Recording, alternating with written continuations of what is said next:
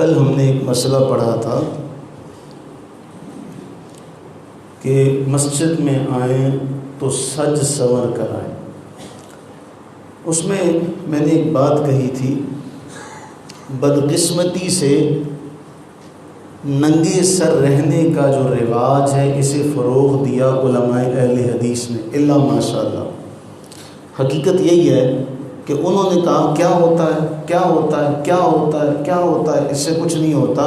لوگ جو تھے وہ ننگے سر شروع ہو گئے نماز پڑھنی، حالانکہ ان کے اپنے اکابرین علماء نے لکھا کہ رسول اللہ صلی اللہ علیہ وسلم سے سوائے حج کے موقع پر یا حالت احرام کے سوا آپ سے ننگے سر نماز پڑھنا ثابت نہیں ہے۔ اچھا، پھر اس زمانے میں ہم احادیث طیبہ دیکھیں تو ایک ہی چادر ہے، کیا؟ اسی چادر کو باندھ کے یہاں گردن کے پیچھے گرا دے دیتے تھے، وہی چادر قمیض کا کام بھی دیتی تھی، وہی چادر ازار کا کام بھی دیتی تھی۔ اب اتنی اس زمانے میں قلت تھی تو اس زمانے میں امامی کا اہتمام کون کرتا؟ اور ایک حدیث میں آتا ہے، ایک صحابی فرماتے ہیں کہ میں اپنی قوم کی امامت کرتا تھا، ہم اللہ کا شکر نہیں ادا کر سکتے، ایمانداری کی بات ہے۔ وہ فرماتے ہیں کہ میرے پاس صرف اتنا سا چیتھڑا تھا، کپڑا تھا جو میری شرمگاہ کے اوپر تھا، جب میں سجدے میں جاتا تو وہ کپڑا نیچے ہو جاتا اور میری شرمگاہ ظاہر ہو جاتی۔ تو کسی نے کہا اپنے امام کو کوئی کپڑا ہی دے دو، تو کہتے ہیں مجھے پھر کسی بڑے آدمی نے اپنی قمیض دی تو میں وہ قمیض لے کر ہی بڑا خوش تھا۔ وہ قمیض جو تھی وہ میرے گھٹنوں سے بھی نیچے آیا تو میں بڑا خوش اور راضی کہ چلو میری قمیض کا کام بھی اور ازار کا کام بھی ہو گیا۔ لیکن پھر اللہ نے وسعت دی، فتوحات کا دروازہ کھولا۔ جب فتوحات کا دروازہ کھولا تو پھر اس میں پھر لوگوں کو ترغیب دلائی گئی امامہ کی۔ میں چند ایک حوالہ جات آپ کے سامنے رکھتا ہوں اور پھر ان سب کو آپ نے دیکھنا ہے، اور اس میں کوئی بھی ضعیف روایت نہیں ہے۔ سب سے پہلے ہے سیدنا عمر بن حریث رضی اللہ تعالیٰ عنہ بیان کرتے ہیں، مسلم کی یہ روایت ہے کہ نبی صلی اللہ علیہ وسلم نے خطبہ ارشاد فرمایا اور آپ کے سر پر سیاہ رنگ کا امامہ تھا، یہ دکھا دیں، اور آپ نے اس کے دونوں سرے دونوں کندھوں کے درمیان چھوڑے ہوئے تھے، پہلی روایت۔ دوسری روایت ہے حضرت جابر بن عبداللہ رضی اللہ تعالیٰ عنہما سے کہ رسول اللہ صلی اللہ علیہ وسلم فتح مکہ کے دن مکہ میں بغیر احرام کے داخل ہوئے اور آپ کے سر پر سیاہ رنگ کا امامہ تھا۔ تیسری روایت شمائل ترمذی کی وسندہ حسن، سیدنا عبداللہ ابن عباس رضی اللہ عنہ بیان کرتے ہیں کہ نبی صلی اللہ علیہ وسلم نے لوگوں کو خطبہ دیا اور آپ کے سر پر سیاہی مائل رنگ کا امامہ تھا۔ چوتھی روایت، نبی صلی اللہ علیہ وسلم نے ایک صحابی کے سر پر سفید امامہ باندھا تھا، دیکھیے اس کا حوالہ المستدرک للحاکم اور سندہ حسن۔ پانچواں، رسول اللہ صلی اللہ علیہ وسلم اپنے امامے پر مسابی کیا کرتے تھے۔ چھٹا، صحابہ کرام رضی اللہ عنہم اپنے سروں پر امامہ رکھتے تھے، مثلا سیدنا عبداللہ ابن عمر، سیدنا عبداللہ بن عتیق، سیدنا عبید اللہ بن عدی بن الخیار رضی اللہ تعالی عنہم اجمعین۔ ساتواں، کئی تابعین اعظام سے کالے امامے باندھنا ثابت ہے، دیکھیے مصنف ابن ابی شیبہ۔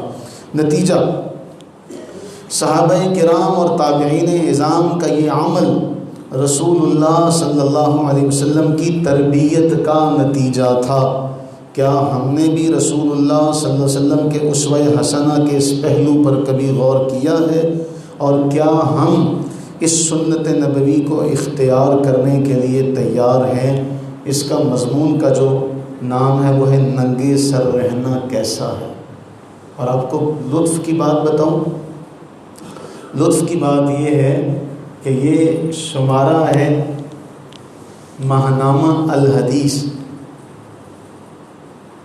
اٹک کے اہل حدیثوں کے بہت بڑے امام گزرے، حافظ زبیر علی زئی، بڑی ان کی درویشانہ طبیعت تھی، میری ان سے 1-2 بار ملاقات بھی ہوئی، بڑی سادہ طبیعت کے مالک تھے۔ اللہ تعالیٰ ان کی قبر پر کروڑہ رحمت نازل فرمائے، ان کی لغزشوں سے درگزر فرمائے۔ یہ ان کا شمارہ ہے، اور یہ الحدیث کا جو شمارہ نمبر ہے یہ ہے 49 نمبر، اور جون 2008 کا شمارہ ہے یہ۔ اور اب یہ آپ دیکھیں، یہ نیٹ پر بھی موجود ہے۔ اب یہ دیکھیں، میں نے تو اپنی زندگی میں ماں سوائے چند ایک کے، آپ نے کسی اہل حدیث کو دیکھا ہے امامہ باندھے ہوئے؟ ہم نے تو نہیں دیکھا، چند ایک کے سوا۔ ورنہ ان کے جو بڑے بڑے جو شیوخ حضرات ہیں وہ بھی سعودی علماء کی نقل کرتے ہیں۔ یہ سعودی علماء رومال لٹکا لیتے ہیں تو یہ بھی رومال لٹکا کے، ان میں سے کسی کو بھی اس سنت کے حوالے سے توفیق نہیں ہوتی۔ دوسری طرف ہمارے لوگ بھی اس سر ڈھانپنے کے لیے اس حد تک آگے چلے گئے، غلو کی حد تک چلے گئے کہ سر ڈھانپنا ہی ڈھانپنا ہے۔ وہ پلاسٹک کی ٹوپی جو مسجد میں رکھی جاتی ہے وہی لے کے سر ڈھانپ لیا جائے، اور اس حد تک ہم لوگ غلو کی آگے چلے گئے ہیں کہ کسی کو ننگے سر دیکھیں نا تو وہ ٹوپی لے کے تو پھر اس کے سر پہ رکھی جاتی ہے زبردستی۔ اب وہ اس سے بہتر یہ ہے کہ ننگے سر پڑھ لی جائے، اس ٹوپی سے بہتر یہ ہے کہ ننگے سر پڑھ لی جائے۔ وہ ٹوپی تو اس سر پہ رکھنے کے قابل ہی نہیں ہے۔ یہاں آپ مساجد میں چلے جائیں، ہمارے ہاں جب کوئی نیا بندہ اجنبی نووارد جب آتا ہے تو وہ بڑا حیران ہو کے ادھر ادھر دیکھتا ہے، یہ تو ہماری جیب میں ہونی چاہیے تھی۔ اور ہمارے بھی ماشاءاللہ سے ایسے درویش ہیں، کئی چلتے پھرتے اللہ کے ولی ایسے ہیں، ٹوپی کہاں ہے؟ وہ گھر میں دھونے کے لیے دی ہوئی ہے۔ کسی سے پوچھ لو ٹوپی کہاں ہے، وہ یاد ہی نہیں رہا، وہ ملی نہیں، وہ ڈھونڈ رہے تھے ملی نہیں، پتہ نہیں کہاں رکھ دی ہے۔ وہ ٹوپی ایک ہی ہے، ہم نے لباس کئی سلوا لی ہے، ٹوپی ہم نے ایک ہی رکھی، وہ کئیوں کے پاس ایک بھی نہیں ہے۔ آج ہے جمعۃ الوداع، آخری جمعہ ہے رمضان کا، تو آپ میں سے آج کون کون یہ ارادہ کرتا ہے کہ میں رمضان کے مہینے میں رسول اللہ صلی اللہ علیہ وسلم کی اس سنت پر عمل کرتے ہوئے جمعہ جو ہے وہ امامے کے ساتھ پڑھوں گا؟ کرتے ہیں ارادہ؟ اچھا، کوئی کچھ نہیں کہے گا، کوئی کچھ نہیں کہتا، ہم ہی اس چیز کو محسوس کرتے رہتے ہیں بھی کوئی کیا کہے گا، کوئی کیا کہے گا۔ وہ کسی درویش نے کہا لوگ پھر یہی کہتے ہیں انا للہ و انا الیہ راجعون، لوگ کچھ نہیں کہتے، یہی کہتے ہیں۔ آخری ایک اہم مسئلہ، آپ نے بھی دیکھا ہوگا ایک ویڈیو وائرل ہوئی ہے اور یہ ہر سال وائرل ہوتی ہے، وہ جی قضائے عمری کے نام سے 4 نفل پڑھ لیے جائیں تو سارے سال کی قضا معاف۔ کوئی ایسا شارٹ کٹ ہمیں بھی بتا دو، کوئی ایسا شارٹ کٹ ہمیں بھی بتا دو تاکہ ہم بھی سارا سال ہاتھ پہ ہاتھ رکھ کے بیٹھے رہا کریں، اور آخری جمعے رمضان کے وہ 4 نفل پڑھ لیا کریں اور قضائے عمری کے نام سے کہ سارے سال کی معاف۔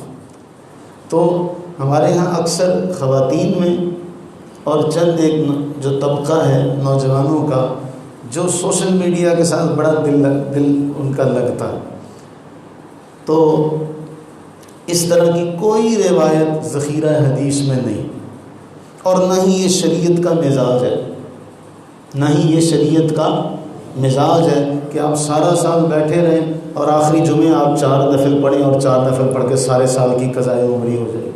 یہ غلط ہے۔